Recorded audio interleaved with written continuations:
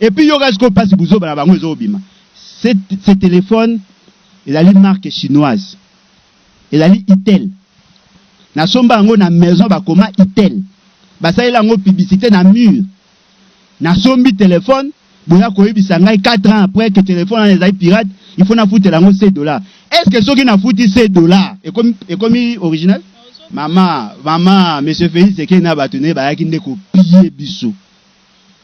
Ba yakinde ko punja penda nyonso ya l'état. Ba si ba rétro commission ba nyonso wana ba tout ça bolingi bo pekisa biso to na téléphone e futa $7 et puis loko ezali surprenant parce na mona ba atina te téléphone eza na décime bolobi par téléphone on futa $7 mais nga bolingi bokatanga 14.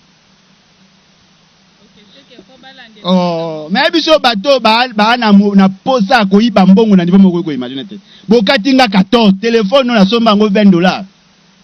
Na fouti $14 pour comme original. Et comme original, et là on est changé. On est avec Ndeko Bolo qui va un peu nous parler sur l'affaire RAM et puis le tas de sièges. Mbote maman Langai, mbote Nabalandi. En tout cas, merci pour l'opportunité. Bon, maman Omoni Namukili, bateau baebi magamanzambe. Bateau c'est pas ici bas. Voyez-vous? Ce qui batu batika qui va sa moninga mabe. Baye ba ke un jour mabo batika ke sa moninga et okomela bango. Mabe ya lelo ezali que bandeko nyonso wana ozoko mona bazowe bakabila bango nyonso wana ndenge basangani basalaka effort ba désorienter volontaire à peuple pour que ba mi sepelisa bango moko. Aujourd'hui, cette révolution ya mabe basalaki et comme coller à ses propres fils.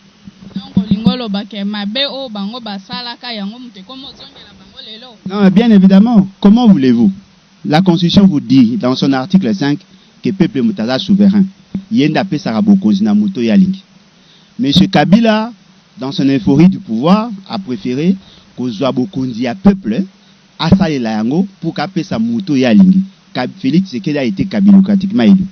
Député kabilocratiquement élu, les lots, bateau bazaki mal élu. Ba commis ko s'entretuer entre bango, ba commis na posa ba éliminer ba éléments gênants. On a yo ça d'accord, on a destitution là. Non, on a d'accord té. On a d'accord ata mukete, mais na ko rappeler bango, mabe ba tika ke komela muninga et komi ko komela bango. Omoni soki ba sali mibeko. Seul mibeko ndé protéger la biso. Soki yo komi ko tika muta violer mibeko. Un jour a ko violer pe ba droit na yo. Soki yo moboti otika ka bana ba finga bana ya baninga. Un jour, moi, nano la kisa eko finga voisin, ako finga peyo. Lokola bango basala peuple mabe, balakisa na peuple que bango peuple azali motopamba, bango ne bazali batu, bakomisi monsieur Félix Tshisekedi bokonzi nanko, bakomisi ba député, ba député nanko, bakomisi batu nsu ba député provinciaux nanko, nko bango basalaki lelo et komi contre bango. C'est que nous fustigeons ezali que Zoé Kabila aza muto ba ko linga ete. Soko talika ndenge azali lolenge na ye kombo na ye makambo basala bakoyi kolinga ete, mais il a le droit d'être défendu soko azali victime ya injustice. Pourquoi nous le disons? La constitution et la loi, la constitution et le règlement intérieur na bango ya assemblée provinciale lobby bakoki ko interpeller le gouverneur par motion ya censure. Ceux qui va interpeller a un droit de se défendre. Tiko eloko zayi mabela bokonzi akanyaka o bobengi de peste bango ba se permettre ya ko interpeller ye ba ebisi abima Kinshasa te et au même moment bango batindi batu na province pour que cette fois-là ba interpeller l'Assemblée nationale. Tiko mekana ko imaginer muto bo sambisa ana prison mais juge aza ko benga ye. Tiko azo bisabino bo libérer ngana kende ko samba bité yo za na prison. Après, on a souvent que le juge a condamné à défaut. Maman, alors, Félix, c'est un pouvoir cancérogène. Makambouning est à tambola, mboki ko tambola ka jamais boy. Comment peut-on expliquer un même état akangi mutu awa boya zonga et kuna ba obenga yeba sambisa. Siko asambite, bozu bo condamné. Oh, azali na droit. Maman, député asalaka makambo na volonté na été. Député asalaka makambo loi et lobby. N'avait-il pas droit à la défense? Alors na droit à couper ça, ba élément de défense na été pour kaye ba kota la soki azali d'accord azali mabe ou pe azali malamu kaka po bolobi mamo bo condamné. Mais pourquoi le ministre de l'Intérieur le bail qui bat sur soi la décision nous surtout dans l'Assemblée provinciale, pourquoi n'avoir pas libéré ces messieurs à Kendeko Samba? Ce qui veut dire que la loi n'a pas été respectée et leur règlement n'a pas été respecté. C'est quoi le député au balobi qu'il a été incompétent? Mais maman, est-ce qu'un compétent a libéré gros à gouverneur? Est-ce qu'on y évite que le président d'Aïbiga Bana Moussala avant gouverneur? Ceux qui vont le bac Moutarali incompétent pour atteindre l'objectif assassinalité. Tu as vu que la gouvernance nyonso, bacabilocratiquement élu, balali ba rétro-commissionnaire. Ceux qui y est incompétent, Maweja, Asali des Andènes. Non, il est parti après. Accueilli après. Maweja déjà le premier jour, il est incompétent. Mazali. Ok, na ba province belé na weko cité ba komba. Bazali ba incompétent. Mais le quoi bandima ko soutenir Félix Tshisekedi na bokonza kanyaka bango batikali. Est-ce que Moutoko Argentina cause à gouverneur? Donc on ne peut pas le faire confiance. Non, on peut s'appeler Félix, on peut s'appeler Monsieur Félix Tshisekedi confiance. Mais tout le monde a eu la décision madame pour na décision madame aux ordonnance, yo moko contredire ordonnance. Monsieur Félix Tshisekedi a cause la décision madame parce que le local liboso il est mal entouré. Et puis, Yemoko n'a pas la capacité de cerner le problème. Et là, comme ça, tu as un changement. Au Monibiso, tu as une génération 7, série 7. Bateau, Barnego, Yembantembo, qui tu as une génération sacrifiée. C'est vrai que nous avons été sacrifiés. Autant, à te, que Moussa les a passés. C'est vrai. Mais tu vois qu'on n'a pas vivre dans la même condition. Nous voulons les changements. Pas les changements à n'importe quel prix. Mais ce fait, c'est qu'il ne sait pas que le Rwanda est pour beaucoup naturel dans l'Est. Mais ce Félix Tshisekedi ne sait pas que la Belgique est auteur de la situation à l'Est. Mais ce Félix Tshisekedi ne sait pas la Grande-Bretagne.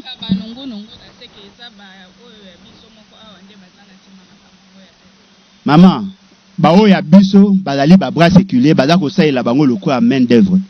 Mais bateau baza ko décider d'aller ba entreprise. Pour votre information, soko ke lo na Uganda, au Komona il y a toute une entreprise.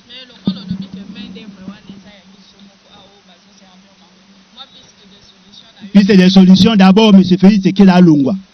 On doit avoir un commandant en chef apte et capable de solutionner le problème. Vous savez, maman, à Tabozali Ndengeni, ceux qui coachent Nabino Azama B, Mathieu Obeta Mabe. Après la sélection, il y a 5 personnes qui vont être dans le même poste. Et là, M. Félix Tshisekedi à ça. Le pays va très mal. Comment on peut décréter ou proclamer état de siège sans prendre le soin d'analyser en profondeur? Comment on peut passer dans la nomination? Aux nominations par ordonnance, ils ont se rendre compte que ça leur erreur. Ordonnance et le exécuté n'a rien à voir avec l'ordonnance yo signaki. Yo pesi mutu nomination na Ituri, mais mutanga keko sala na Goma. Est-ce que vous êtes sérieux? Pas si déjà ezali mais tout le monde ira maman on dirait ils ont maman, monsieur Félix Tshisekedi na batune ba yakinde ko piller biso.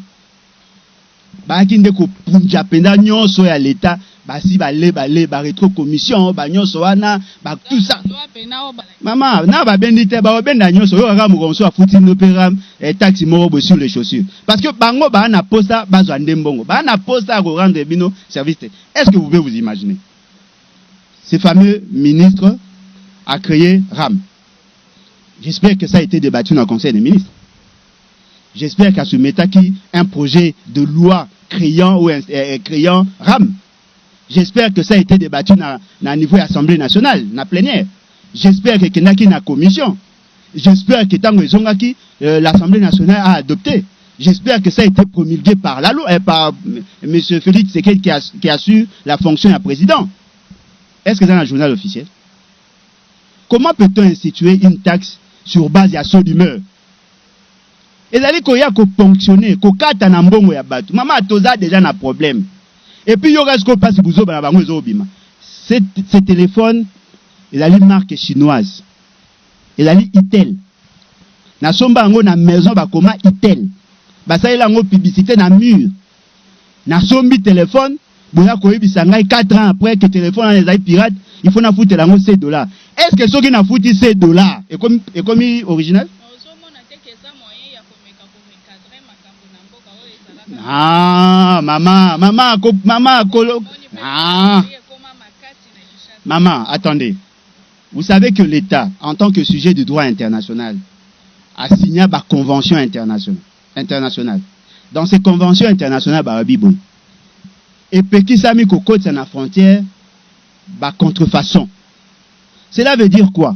Na niveau de la frontière, Nabiso, tozali na structure moko chargée, il y a ça la contrôle, il y a conformité, contrôle, il y a qualité, contrôle, il y a quota ceux qui produisent et la livre ou faux. To signé partenariat na Bivac. Bivac rôle na ezali quota na niveau ya poto, biloko eza ko quota ceux qui ezali conforme na norme. La norme babenga ngo norme ISO. Maman, ceux qui va savoir moussa malamu te. Siko biso photo futa. Est-ce que moi ezali te ko tia ba service na frontière? Est-ce que moi ezali te ko kena ba boutique qui passe ba teka ba téléphone bokanga? Et puis au foudi singa $7. Maman ba longwa bato ba ko mériter ko za ba consulter. Yo ko imaginer soda bo futa ga 167 000. Au kata $7. Bolingi bo pekisa biso to na téléphone e futa $7. Et puis loko ezali surprenant parce na mo ba atina te. Téléphone eza na 2 SIM. Bolobi par téléphone on fout à $7. Mais nga bolingi boka tanga 14. Oh, mais biso bato ba na posa ko iba mbongo na niveau moko ko imagine te.